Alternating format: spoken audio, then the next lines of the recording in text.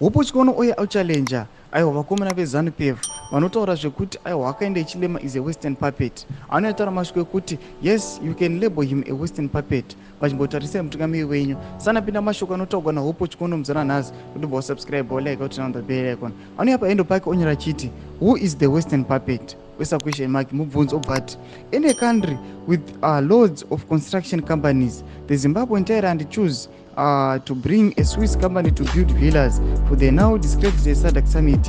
It was also a way to siphon public funds. His criminal network swung into motion, importing concrete blocks that could have been done in Zimbabwe or even SADC. The irony of it.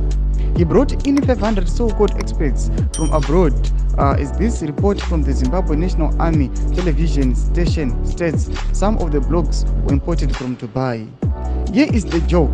The summit is taking place today, and the villas were not yet complete, demonstrating why we have said he is incompetent.